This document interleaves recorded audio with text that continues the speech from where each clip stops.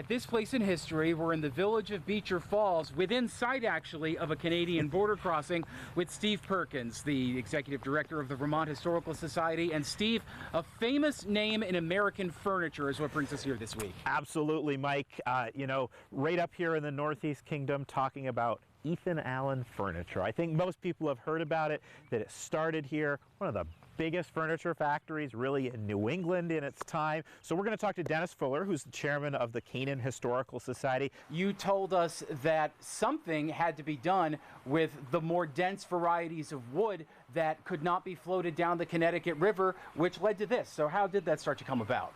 It started as a sawmill. A gentleman came up from Concord, New Hampshire, George Commons, and built a sawmill right on the Canadian border.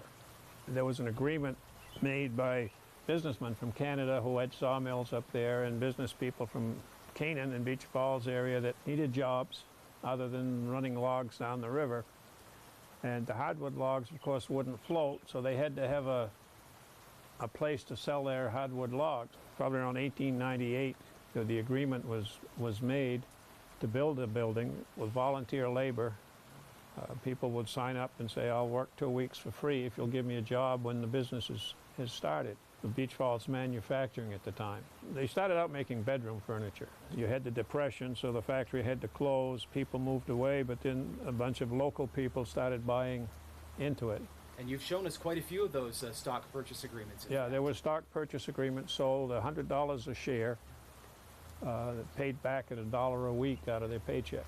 Where does this guy come in? Well, there's a story that goes with it. There were a bunch of office people from, at the time it was called Baumritter Corporation.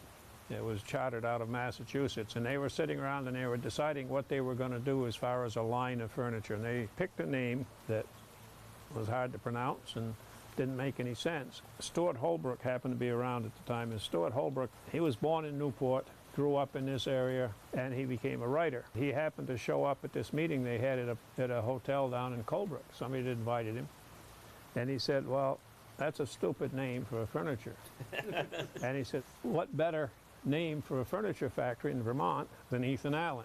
Ethan Allen Furniture really became, by the middle of the 20th century, It did. one of the best known names in furniture really in the world. I mean, it drove the whole town, the whole area. People came from Canada to work. People came from Pittsburgh, different towns in New Hampshire. And when I was a kid, there was anywhere from 400 to 600 people working here. I worked here. I mean, whole families worked here. There's probably 90 to 100 people that work here now.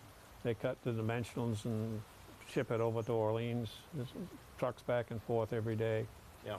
And Orleans got all of the manufacturing positions that didn't go overseas. So you can still buy Ethan Allen Furniture today. Around here, you can find it. Any yard sale will have the good stuff. A renowned furniture brand originated in Vermont's northeast corner at this place in history.